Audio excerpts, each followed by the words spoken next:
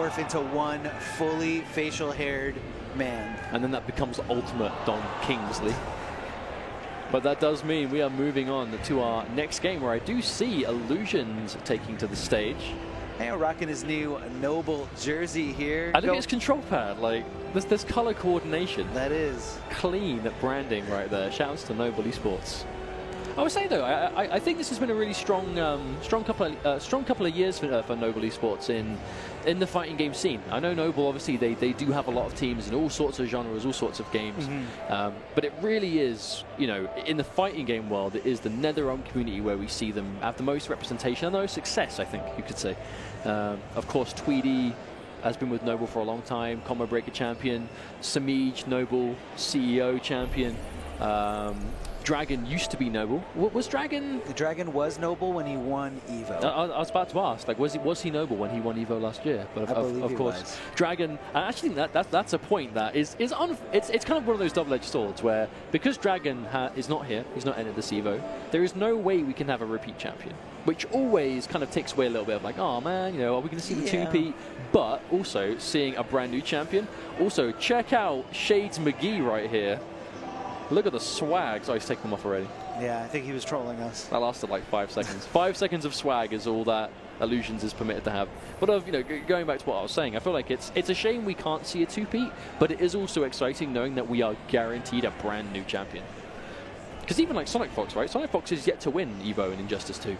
I know that, I mean, there's only one person that currently has, so I guess that's not really saying a lot. Oh no, but I mean, if you think about the setup for Injustice 2 at Evo last year, you know, Sonic Fox, back-to-back MKX winner. Sonic Fox, Injustice 1, second-year EVO winner. So it was just kind of setting the stage where everyone was just like, okay, whatever, Sonic Fox is going to win. And he was dominant as well before Evo last year. You know, he wasn't winning every little thing ever, but he was doing really well, and he was a clear favorite to win Evo that year. Like, and there's no two ways about it. Didn't work out that way because Evo is Evo, and there are always upsets left, right, and center. We aren't even immune to that in Injustice 2 this year. You know, we have to remember that I don't want to make Honeybee feel really bad or keep putting him on the spot. But you know, we have to remember Big D was able to defeat Honeybee in pools today alone. And who else? You know, who else knows what we have seen off stream? Obviously, there are plenty of games going on, plenty of pools. But for now, it's going to be Noble's Illusions versus Gem Mr. 5000 in what looks to be Robin versus the Flash. Yeah, so Illusions, you know, usually going with a whole plethora of different characters. Yeah. You know, and I feel like that's where, I don't want to take away anything from him, you know, as a player, but I feel like a lot of, he got a lot of advantage from being so unpredictable at the character select screen, where like, you know, oh, Illusions is in my pool. How do I prepare for that? Do I study Batman? Do I study, you know, Green Arrow? Do I study Let me just Black study Adam? random select and see what I can do from there. Exactly. I will be honest though, like I feel like it's an advantage to be able to play like that, but it also is so hard. Like being able to play that many characters at a competitive level is difficult. You know, a lot of people, you know, have been playing Injustice 2 from launch to now, and they feel like they've only really mastered a single character.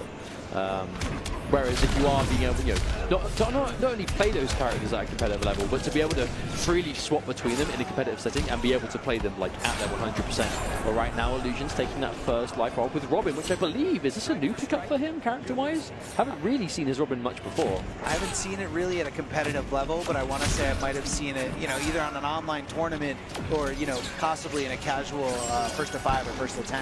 I think, long story short, the important thing is if he's playing it in tournament, chances are, because it's Illusions, it's ready, right? It's something he feels very confident about, something he feels like is ready to go in tournament setting. And right now, Mr. 5000 just isn't quite able to get the ball rolling just yet. As Illusions, even then, the second he gets knocked down, wakes up straight away. Mr. 5000 tries to return the favor, but to no avail.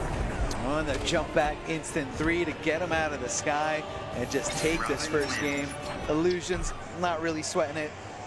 At the helm, in control, in the driver's seat, as we go to a rematch. I was actually kind of low-key trying to see, because I've never seen Illusions play Robin personally before, and this is the first time I've seen Mr. 5000 play. I wanted to see, you know, maybe to get to see the reaction of that first game and seeing like what character was who. They both shook their heads after the game, so I don't know which one was which in that regard. But it does like it is definitely Illusions on Robin. It's definitely Illusions playing this Robin here. Oh, tries to confirm. Yeah, very rare opportunity there, or a very rare situation when you can go into the meter burn but still miss that second hit.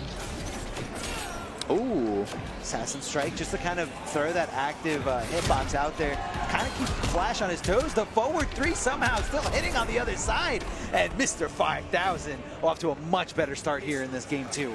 I feel like all those Assassin Strikes was just a call out for Mr. 5000. So obviously, you know, we're used to seeing Flash players tend to kind of just go for the running man stance from full screen and just charge in. And if you're going to sit there and try and bait something, then you'll just get ran at by a constant hitbox. That's going to be evened out. I mean, it's not only just a constant hitbox, but even when you block it, it's just so tough to punish. Oh, the delay wake up, going clean under. Now Illusion, this is Robin corner pressure. We've seen how much damage Robin can do here. Oh, the anti-air from the Boomerang. Good opportunity for Illusions to take the lead, but Mr. 5000 going to be guaranteed a win here. Illusions opting to spend nothing, saving hold of his resources. It's really hard for Robin to commit away from his meter, especially because he has so little damage when he's got no access to any bar. Oh, wow, just that point blank down too. Mr. 5000 with the call out. Hitting him there with the low. Mr. 5000 just waiting for his trait to regenerate, but not quite in time here. Now this is where Illusion's earlier choice to hold on to all of his bar is going to pay off, because that means he's guaranteed to win his own clash. I think it's important, right? You know, saving meter for a rainy day. If you still have a clash and you want to make sure you have an opportunity to get health back, and there's the whiff punish from Illusions, but not quite able to get more as Mr. 5000 is able to air tech to safety.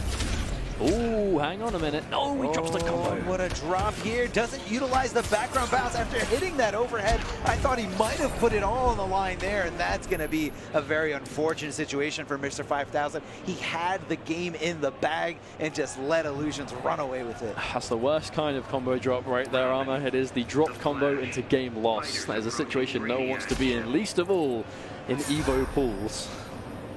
But that does mean he's now going into game 3 with a 2-0 deficit as Mr. 5000. So it's going to be tough for him for sure. I think they're discussing something. Not sure if Mr. 5000 needs to check something out.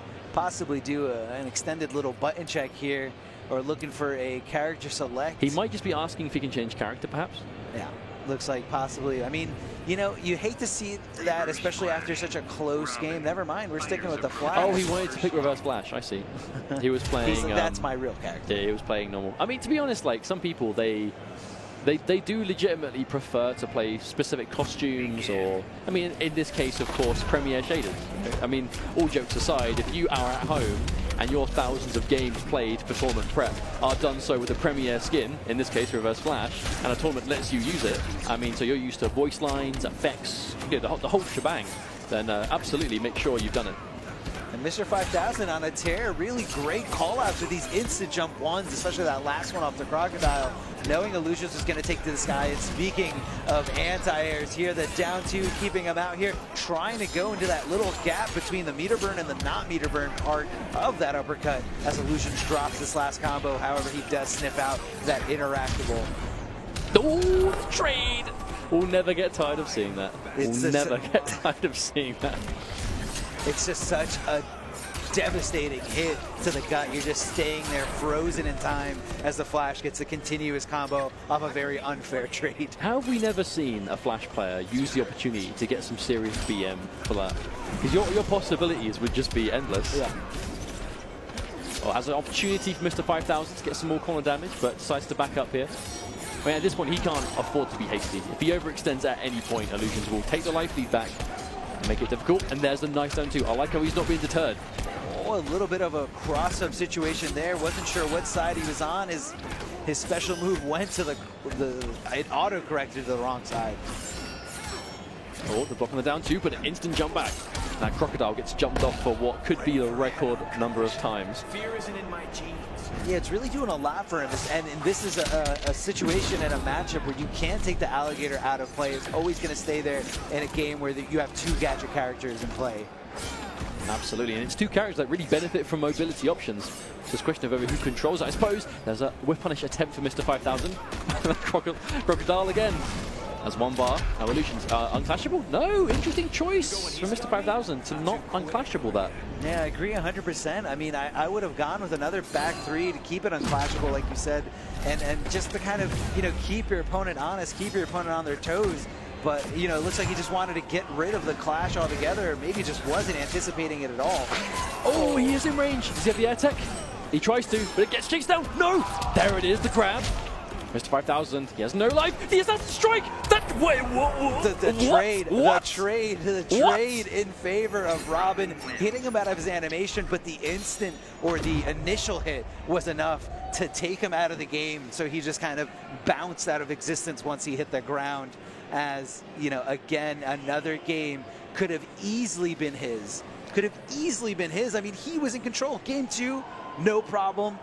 Let it go to a nice drop. And then that last game, just a very questionable decision with that, to not keeping it unclashable. I mean, obviously, like, not to be overly negative, but I feel like it really did come down to that decision. Yeah. That moment where it was, I can make this unclashable or I can let him clash and effectively put himself back in the game, you know. I feel like there's an argument to be made for letting someone clash, even if you probably shouldn't, just so they lose the option to do so. But if it's a situation that you yourself are close to losing and you need, you're down 2 games, you can't afford to make a risk like that. And unfortunately, with the life difference they had at the end there, I genuinely feel like if it wasn't for that decision, the game wouldn't have panned out that way.